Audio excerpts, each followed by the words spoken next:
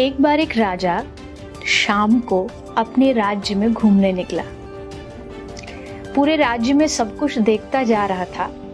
तभी उसने देखा कि सड़क किनारे माटी में एक फकीर बैठा है और मिट्टी को हाथ में लेकर के एक बालक की भांति बच्चे की तरह उस माटी से खेल रहा है। राजा ने देखा और राजा के मन में आया कि शायद ये फकीर के पास रहने के लिए घर, खाने के लिए भोजन, पहनने के लिए कपड़ों की कमी है, तो क्यों ना एक राजा होने के नाते मैं इसकी थोड़ी मदद करूं। पर वो ये नहीं जानता था कि फकीरों की, संतों की मस्ती अलग होती है। राजा गया, संत से निवेदन किया कि महाराज आप मेरे राज्य में चलो और मेरे महल में रहो, मैं आपके लिए पूरी व्यवस्था कर दूंगा।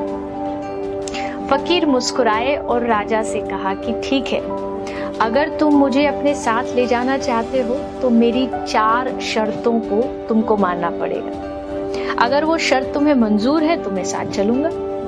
राजा ने कहा कहिए आपकी कौन सी शर्तें हैं? फकीर ने कहा मेरी पहली शर्त, मैं खूब सोऊंगा लेकिन तुम नहीं सोओगे। राजा बड़ा आश्चर्यचकित हुआ, फिर कहा कि चलो कोई नहीं, आप शर्तें आगे बताइए। फकीर ने कहा मेरी दूसरी शर्त है कि मैं खूब खाऊंगा पर तुम नहीं खाओगे।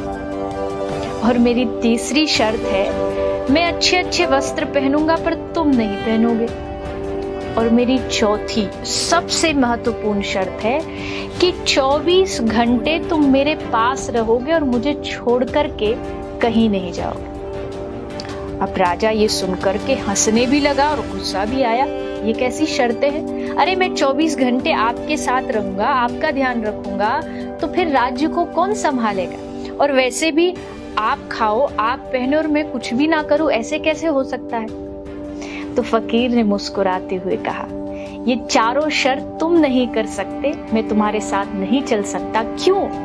क्योंकि तुम एक राज्य के बादशाह हो और तुम मुझे ये देने के लिए तैयार नहीं हो।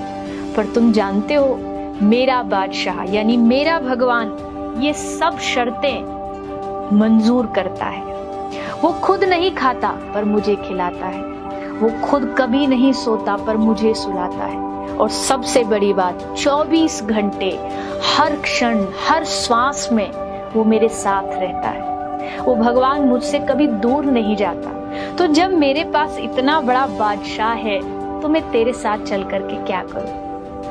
राजा शर्मिंदा हो गया। सचमुच यकीन मानिए इस दुनिया में अगर सबसे बड़ा कोई बादशाह और आपका सबसे बड़ा कोई हितैषी है तो वो एकमात्र आपके भगवान है। हर रोज सुबह उठ करके उन्हें धन्यवाद दीजिए कि वो आपको खिलाते हैं, सुलाते हैं, आपके साथ हर क्षण रहते हैं, और एहसास करते रहिए कि भगवान हमेशा आपके साथ मौजूद है।